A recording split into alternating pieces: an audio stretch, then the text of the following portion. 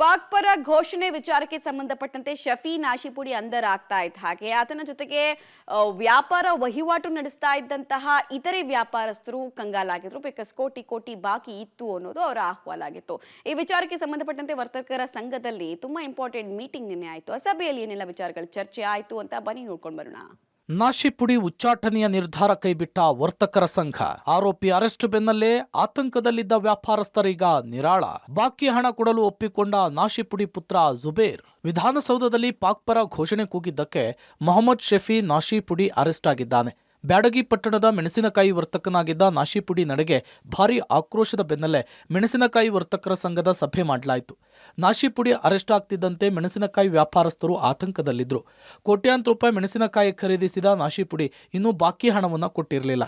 ಈ ಮಧ್ಯೆ ಅರೆಸ್ಟ್ ಆಗಿದ್ದ. ಹೀಗಾಗಿ ವರ್ತಕರು ಹಣದ ಗತಿಯೇನು ಅಂತೇಳಿ ಕಂಗಾಲಾಗಿದ್ರು. ಈ ಹಿನ್ನೆಲೆಯಲ್ಲಿ ವರ್ತಕರ ಸಂಘ ಸಭೆಯನ್ನ ಮಾಡಿ ಹಲವು ವಿಚಾರಗಳ ಬಗ್ಗೆ ಚರ್ಚಿಸಿದೆ.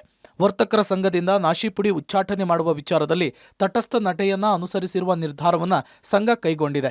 ಕೇಸ್ ನ್ಯಾಯಾಲಯದ ಮೆಟ್ಟಿಲೇರಿದ್ದು ತನಿಖಾ ಹಂತದಲ್ಲಿ ನ್ಯಾಯಾಲಯದ ತೀರ್ಪು ಬರುವವರೆಗೂ ಯಥಾಸ್ಥಿತಿಯನ್ನ ಕಾಯ್ದುಕೊಳ್ಳೋಣ. ತೀರ್ಪು ಬಂದ ನಂತರ ಅಪರಾಧಿ ಅಂತೇಳಿ ತೀರ್ಮಾನ ಆದರೆ ಉಚ್ಚಾಟನೆ ಮಾಡಲಿಕ್ಕೆ ನಿರ್ಧರಿಸಿದ್ದಾರೆ. ಘೋಷಣೆ ಕೂಗಿದ ಬಳಿಕ ಕುಟುಂಬದವರ ಜೊತೆಗೆ ಯಾರೂ ವ್ಯಾಪಾರ ಮಾಡದಂತೆ ನಿರ್ಧಾರ ಮಾಡಿರುವುದಾಗಿ ವರ್ತಕರ ಸಂಘದ ಪದಾಧಿಕಾರಿಗಳು ತಿಳಿಸಿದ್ದಾರೆ. ಶಫಿ ನಾಶಿಪುಡಿ ಅವರ ಬಗ್ಗೆ ಚರ್ಚೆ ಮಾಡಲಾಗಿ ಉಚ್ಚಾಟನೆ ಮಾಡೋದ ಪ್ರಸಂಗ ಬಂದಿಲ್ಲ. ಇದು ವ್ಯಾಪಾರ, ಇದು ಕಾನೂನು ಚೌಕಟ್ಟಲ್ಲಿ ಇರೋದ್ರಿಂದ ಇದು ನಾವು ಯಾವುದು ಕಾನೂನು ಬಗ್ಗೆ ನಾವು ನಿರ್ಣಯ ತೊಗೊಳಕ್ಕಾಗಲ್ಲ.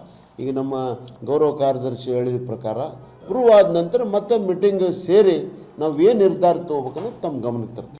ಸಭೆಯಲ್ಲಿ ನಾಶಿಪುಡಿ ಕುಟುಂಬಸ್ಥರು ಭಾಗಿಯಾಗಿದ್ರು. ವರ್ತಕರಿಗೆ ಬಾಕಿ ಉಳಿಸಿಕೊಂಡಿರುವ ಹಣವನ್ನು ಕೊಡುವುದಾಗಿ ಒಪ್ಪಿಕೊಂಡ್ರು. ಈ ಬಗ್ಗೆ ಮಾತನಾಡಿರುವ ವರ್ತಕರ ಸಂಘದ ಅಧ್ಯಕ್ಷ ಸುರೇಶ್ ಗೌಡ ಪಾಟೀಲ್, ನಾಶಿಪುಡಿ ವ್ಯಾಪಾರದಲ್ಲಿ ಯಾರಿಗೂ ಮೋಸ ಮಾಡಿಲ್ಲ, ಹೀಗಾಗಿ ಅವರ ಕುಟುಂಬಸ್ಥರು ಕೂಡ ಮಾಡಲ್ಲ, ಬಾಕಿ ಹಣವನ್ನು ಕೊಡೋದಾಗಿ ಒಪ್ಕೊಂಡಿದ್ದಾರೆ ಅಂತ ತಿಳಿಸಿದ್ದಾರೆ. ಸ್ವಲ್ಪ ದಿನಗಳಲ್ಲಿ ಎಲ್ಲವನ್ನು ಕ್ಲಿಯರ್ ಮಾಡ್ತೀನಿ ಅಂತೇಳಿ ಈಗ ಅದು ಕೂಗಿದ ದಿನದಿಂದ ನಾವು ಬ್ಯಾಡಿಗೆ ವರ್ತಕರು ಯಾರು ಅವರಿಗೆ ಮಾಲನ್ನ ಕೊಟ್ಟಿಲ್ಲ. ಇದು ತಮಗೆಲ್ಲ ತಿಳಿದಿರಲಿ. ಅವರು ಕೂಡ ಬಂದಿಲ್ಲ, ನಾವು ಯಾರು ಮಾಲನ್ನ ಕೊಟ್ಟಿಲ್ಲ. ಈಗ ಹಿಂದೆ ನಡೆದಂತಹ ವ್ಯವಹಾರದ ಬಗ್ಗೆ ಮಾತ್ರ ಇವತ್ತು ನಿರ್ಣಯ ತೆಗೆದುಕೊಳ್ಳಲಾಗಿದೆ.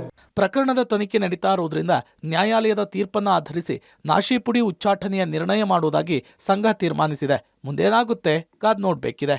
Fakirayya, public TV, Haveri.